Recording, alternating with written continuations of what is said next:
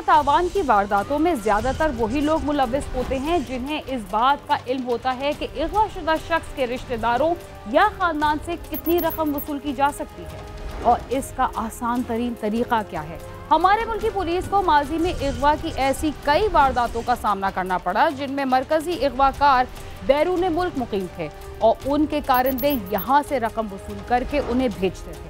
ऐसी वारदातों से निपटना पुलिस के लिए इंतहाई मुश्किल होता है, मगर जदीद दौर में इस्तेमाल होने वाली मशीनरी की मदद से ऐसे अगवाकार भी आसानी से पुलिस की गिरफ्त में आने लगे हैं, जिनका गिरफ्तार होना माजी में बहुत मुश्किल समझा जाता है।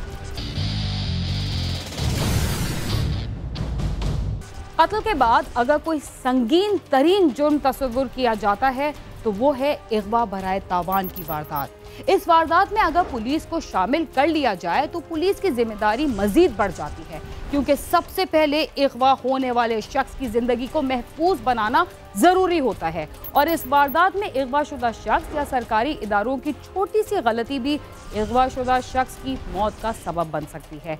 इसलिए पुलिस ऐसी वारदातों में फूंक फूंक कर कदम रखती है। थाना खारिया के इलाके से भी गुज़िश्ता दिनों एक ऐसे शख्स को अगवा किया गया था जो कुछ दिन के लिए दुबई से अपने आबाई इलाके में आया था। वापस जाने से एक रोज कबल उसे अगवा किया गया और तावान की रकम मुल्क शाम में अदा करने का कहा गया।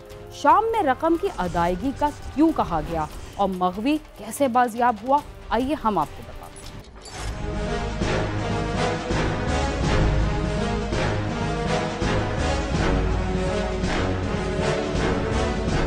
सुलेमान थाना खारिया के इलाके पंजन कसाना का रहने वाला है और वो अपने खानदान के हमरा अरसा दराज से दुबई में मुकीम है। सुलेमान का भाई भी दुबई में रहता है। दुबई में इस खानदान का एक वसी कारोबार है। जो लड़का सलमान है ये दुबई से आया था, 30/3 को ये दुबई से आया था और 12/4 को, यानी कि 12 दिन बाद तकरीबन आने के ये अगवा हुआ है और इसने अगले दिन 13 को वापस जाना था, दुबई में वापस चले जाना। दुबई में इनका बिजनेस है जी, काफ़ी बड़ा बिजनेस है इनका, अच्छा बिजनेस है। इसका भाई आमिर जो है वो भी वहाँ पे सेटल है, वो वक्त हुआ वो भी दुबई में ही था, कारोबार वेल सेटल है, 25-30 साल से ये दुबई में सेटल है। पाकिस्तान में इनका कभी कभार आना जाना होता है, चंद दिन रह गए ये वापस चले जाते हैं। सुलेमान साहब जो हैं ये अरब ममालिक में काफ़ी अरसा से सेटल थे, 30-35 साल थे।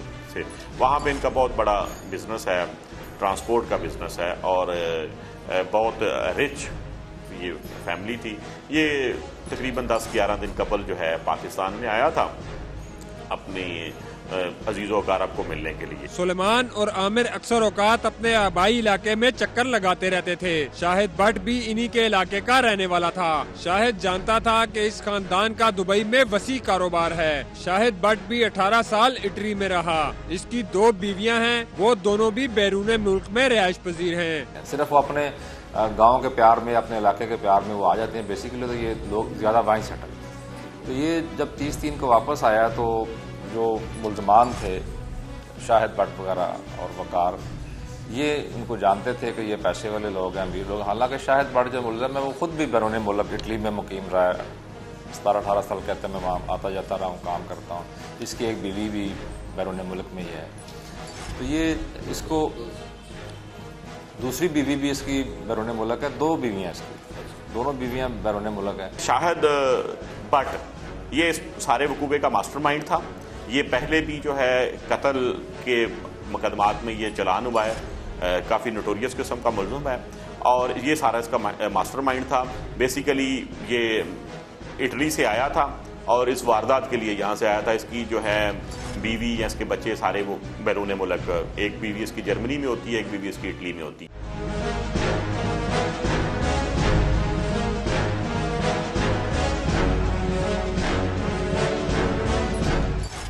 सुलेमान दुबई से 30 मार्च को पाकिस्तान आया था और उसने 13 अप्रैल को दुबई वापस जाना था, मगर उसे क्या पता था कि उसके साथ ऐसी वारदात हो जाएगी। वो वापसी की तैयारियों में मसरूफ था जब उसके सर पर पिस्तौल रख के उसे अगवा कर लिया गया। सलमान 30 मार्च को अपने गांव आया था और उसने 13 अप्रैल को वापस जाना था। 12 अप्रैल को सलमान खारिया में एक बैंक से रकम निकलवाने के लिए गया। जब वो रकम निकलवा कर बैंक से बाहर निकला तो अचानक उसके सर पर पिस्तौल रख लिया गया और उसे अगवा कर लिया गया। अगवाकार उसे और उसकी गाड़ी को लेकर लाला मूसा चले गए। उसकी गाड़ी और मोबाइल फोन उन्होंने लाला मूसा छोड़ दिया। बेसिकली जब ये घर से निकला तो इसने बैंक से आके यूबीएल बैंक खारिया से 50,000 रुपए निकलवाए हैं। जब पैसे लेके वापस जा रहा तो रास्ते में मुलजमान ने गाड़ी साथ लगा के इसको रोका और अपनी गाड़ी में बिठा लिया। फिर इसको लेकर ये लाला मूसा एक जगह चले गए हैं। वहाँ जाके उन्होंने इसकी जो गाड़ी है वहाँ छोड़ी है, मोबाइल भी उसमें रखा है इसका, और इसको अपनी गाड़ी में बिठा कर इसकी आंखें बांध ली। उन्होंने बताया कि जब मैं बैंक से जो है रकम निकलवा के निकला हूं तो मेरी गाड़ी के साथ एक गाड़ी लग गई, जिसने मुझे गाड़ी में दो लोग जो थे, ये अगवाकार जो थे, मेरी गाड़ी में बैठ के ये इनको लाला मूसा एक पंप के ऊपर ले जाते हैं। पंप के ऊपर जाके जो है गाड़ी की ओट में इसको अपनी गाड़ी के अंदर शिफ्ट करते हैं। उसकी आंखों के ऊपर और उसके हाथों के ऊपर पट्टियां बांधी होती हैं और उसको गाड़ी के अंदर पिछली सीट के ऊपर लटा के जो है वो लेके जाते हैं। लाला मूसा से अगवाकारों ने सलमान को रावलपिंडी बहरिया टाउन में मुंतकिल कर दिया और फिर उसी रात राब्ते के लिए उसके भाई आमिर का राब्ता नंबर लिया। अगवाकारों ने उसी रात तावान के लिए आमिर को कॉल की, जो उस वक्त दुबई में था। इसको आंखें बांधने के बाद फिर ये लोग ले गए इसको बहरिया टाउन रावलपिंडी। वहाँ पे उस घर में इसको रखा है उन्होंने 2-3 दिन, और सेम डे ही रात को उन्होंने इससे नंबर लेके इसके भाई का बैरून मुल्क दुबई में कॉल कर दी आमिर को कि ये आप $10 लाख जो है वो शाम में पहुँचा दें। इसके भाई जो है, जो आमिर फारूक साहब हैं, जो बैरून मुल्क सेटल्ड हैं अबू धाबी में, उनके नंबर पे कॉल चली जाती है कि आपका भाई सुलेमान जो है वो हमारे पास है और उसके इवज़ जो है अगर आप उसकी सेफ्टी चाहते हैं तो $10 लाख है वो हमें अदा कर दें, और वो भी अदा कर दें शाम के अंदर।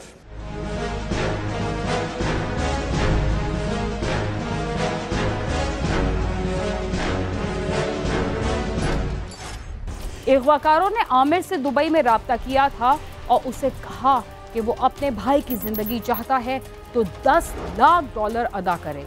उसे ये रकम शाम में देने का कहा गया। ऐसा इसलिए कहा गया कि अगर पुलिस या इदारों से राब्ता किया जाए तो उन्हें किसी कल अदम तंजीम पर शक हो जाए और तफ्तीश उसी रुख पर हो जाए। आमिर को तावान के लिए कॉल की गई तो उस वक्त आमिर दुबई में था। अगवाकार ने आमिर से $10 लाख अदा करने का कहा और ये भी कहा कि वो उसे बताएगा कि ये रकम शाम में किसको अदा करनी है। अगवाकार ने आवाज बदलकर आमिर से बात की थी।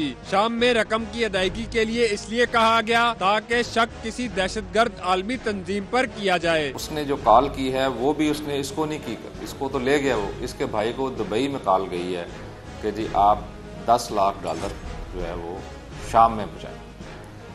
अब जब कॉल हमने उसकी रिकॉर्डिंग सुनी तो वो बोलने का अंदाज भी वो ठाणों वाला अपनाया गया था और जिस तरीके से कॉल की गई बड़ी टू द पॉइंट बात उसने की, तो ये एक शक में डालने वाली बात थी कि इस तरह की कॉल फिर शाम में पैसे मांगना तो एक दहशतगर्द तंजीम का नाम फौरन ज़हन में आता है कि मुमकिन है कि उस तंजीम से कोई वो मामला जो वहाँ पे पैसे मांग रहे हैं। पुलिस ने जब टेक्निकल जराये से तफ्तीश की तो शाहिद भट्ट का रावलपिंडी से लाला मूसा और लाला मूसा से रावलपिंडी का सफर एक दिन में बार बार साबित हुआ। लेकिन पुलिस ने सलमान के घर वालों को कहा कि इनसे रकम के हवाले से बातचीत करें और अदा कर दें ताकि सलमान की जान बचाई जा सके। शाहिद भट्ट को $10 लाख अदा कर दिए गए और सलमान को महफूज तरीके से बाजियाब करा लिया गया। IT से भी मदद ली, सारे कॉल्स मिलाई कि इस शाहिद का जो डाटा था वो बता रहा था कि कभी ये रावलपिंडी जा रहा है और फिर शाम को वापस आ रहा है, फिर वापस पिंडी जा रहा है उसी जगह पे जहाँ पे मकबी को रखा हुआ था, फिर वापस लाला मूसा आ रहा है, फिर आके पता कर रहा है कि पुलिस क्या कर रही है और मुद्दई क्या कर रहे हैं। तो हमने फिर रेड करके मकबी को जो है वो रावलपिंडी से ही बरामद कर लिया था और जो मुलजमान थे इनको भी हमने रावलपिंडी से ही पकड़ के ले आए। दूसरे अजला में से हम जो है मुलजमान को पकड़ के लेके आए हैं, उसमें फिर ह्यूमन जो इंफॉर्मेशन है उसको भी हमने यूटिलाइज़ किया, साइंटिफिक इंफॉर्मेशन जो है उसको भी यूटिलाइज़ किया और जियो फेंसिंग और उसके अलावा जो भी बेस्ट पॉसिबल एफर्ट्स थी वो हमने करके हमने 3 दिन के अंदर अंदर जो है वो मुलजमान भी गिरफ्तार किए और उसके अलावा जो तावान में $10 लाख अदा किए थे वो भी हमने रिकवर किए। गलती हो गई है, पशेमान है, माफी दीजिए, आइंदा ऐसा गलती नहीं हो। सलमान जब वापस सही सलामत आ गया तो पुलिस ने शाहिद भट्ट को उसके दोस्त वकार समेत गिरफ्तार कर लिया, जो बैरूने मुल्क जाने की कोशिश में था। शाहिद भट्ट भी खाते पीते खानदान से है, मगर वो शौकिया जराइम करता है, लेकिन जुर्म करके हर मर्तबा कानून से नहीं बचा जा सकता। अब शाहिद भट्ट अपने दोस्त वकार के हमरा जेल की सुलाखों के पीछे है। कैमरामैन सद्दाम मलिक के साथ नईम जंजुआ, समा खारियां। अगर हमारी पुलिस मेहनत और ईमानदारी से काम ले तो इंतहाई मुश्किल वारदातें भी आसानी से हल हो सकती हैं, और सिर्फ मकामी ही नहीं बल्कि गैर मुल्की जराइम पेशा अफराद भी आसानी से गिरफ्तार किए जा सकते हैं। प्रोग्राम क्राइम सीन में वक्त हुआ है एक मुख्तसर से वक्फे का, जिसके बाद हम दोबारा आपके साथ होंगे। तब तक आप समा के साथ ही।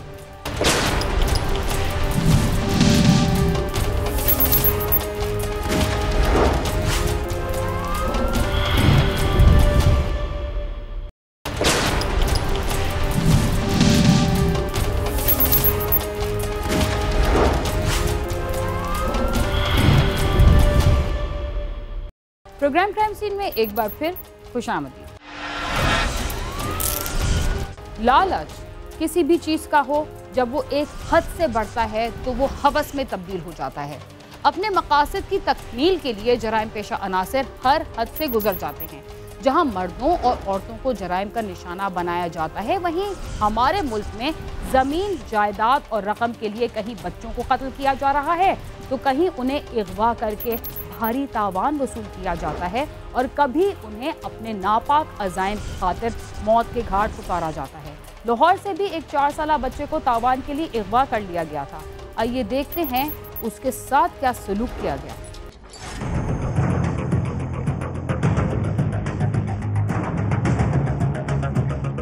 शादबाग के इलाके मक्खनपुरा के मोहल्ला हुसैन पार्क के रहायशी अब्दुल वहीद का 4 साला बेटा मोहम्मद अली गली में खेलने गया, जिसके बाद वो वापस न आया। घर वालों को तशवीश हुई तो वो उसे ढूंढने निकल खड़े हुए, मगर बच्चे का कहीं से कुछ पता न चला।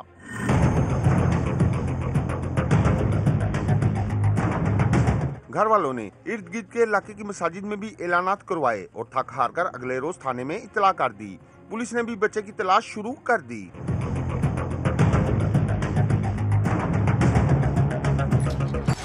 मोहम्मद अली कहाँ गया? सब परेशान थे, मगर फिर उन्हें बच्चे का सुराग मिल गया, जिसके बाद सबकी परेशानी अजियत में बदल गई और वालिदैन के दिल पर कयामत गुजर गई। ऐसा क्या हुआ?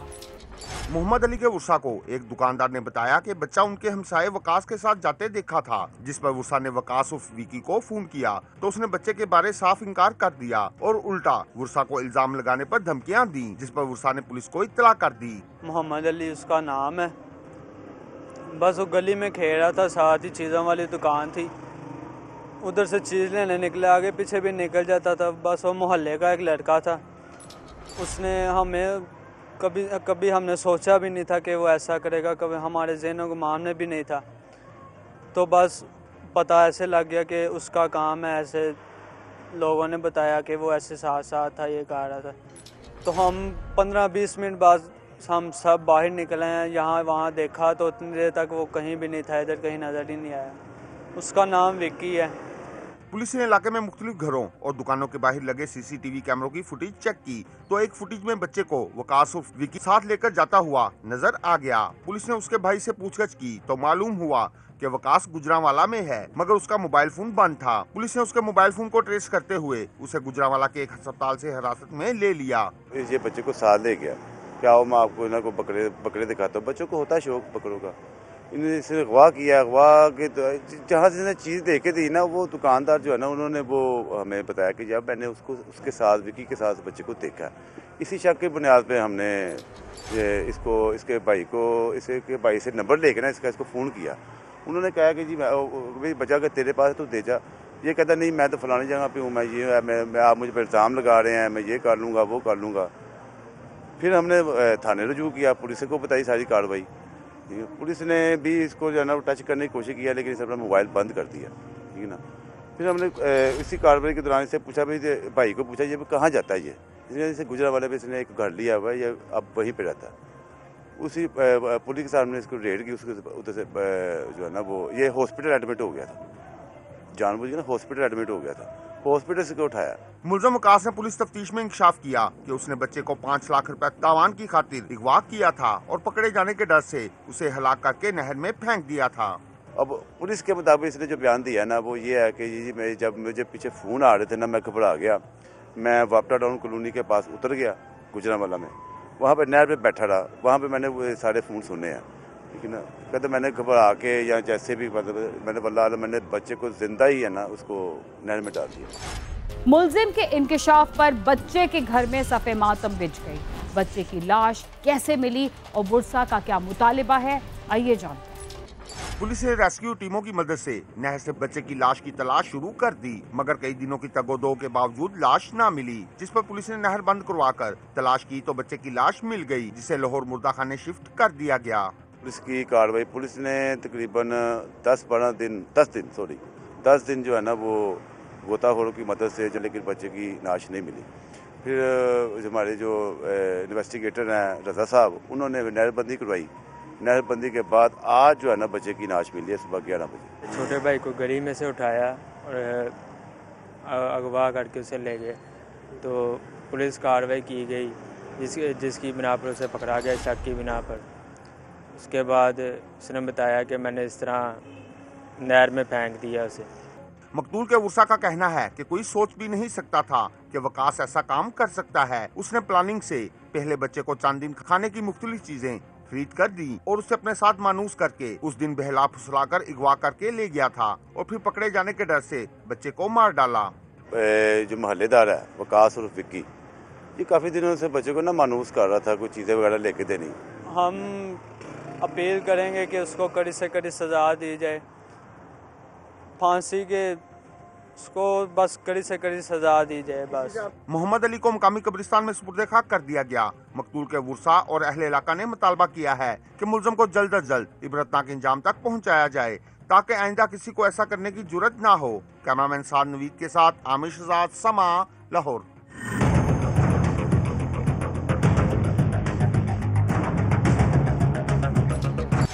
देही इलाके हों या बड़े बड़े शहर, ख़वातीन और बच्चे जराइम पेशा अफराद के मजालिम का अक्सर शिकार होते हैं। बेरहम अफराद बच्चों को अगवा करते वक्त और उन पर तशद्दुद करते वक्त ये भी नहीं सोचते कि वो अपने दिफा में कुछ भी नहीं कर सकते।